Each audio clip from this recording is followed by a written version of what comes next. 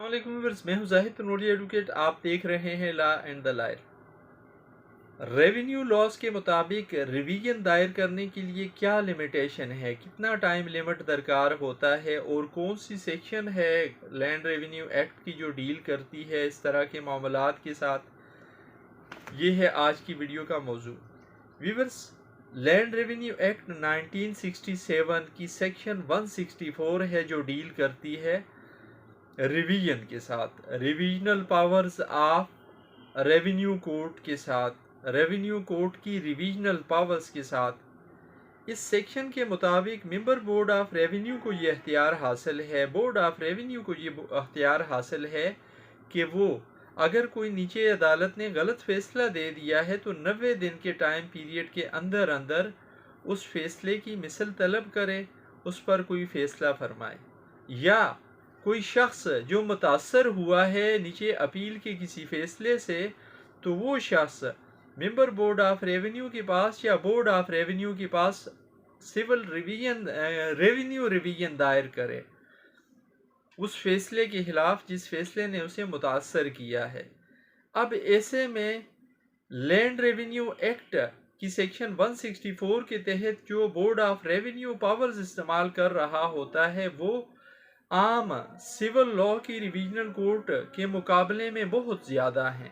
یعنی وسیع اختیارات حاصل ہوتے ہیں ممبر بورڈ آف ریونیو کو ریویژن کے اختیارات استعمال کرتے ہوئے۔ ممبر بورڈ آف ریونیو کے پاس یہ اختیار ہوتا ہے کہ وہ نیچے سے مکمل ریکارڈ طلب کرے،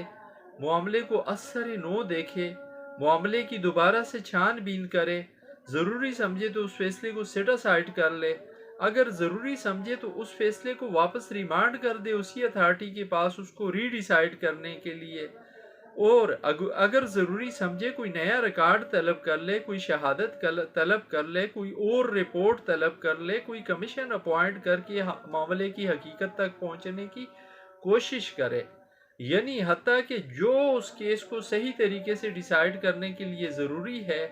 ممبر board of revenue section 164 land revenue act کے تحت وہ تمام اختیارات استعمال کر سکتا ہے،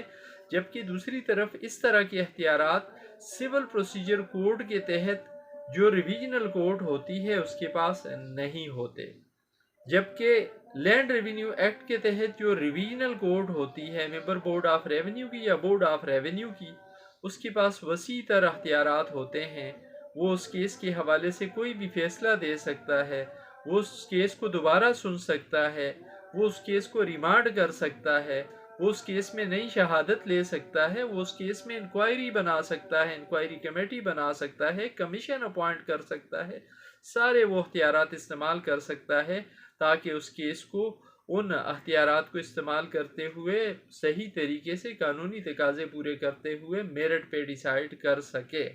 یہ تھی آج کی ویڈیو جس میں ہم نے مختصر سی ویڈیو میں بات کی لیمیٹیشن کے حوالے سے plus member board of revenue کے اختیارات کے حوالے سے۔ امید ہے یہ ویڈیو آپ کو پسند آئے گی، آپ کی معلومات میں اضافے کا باعث بنے گی۔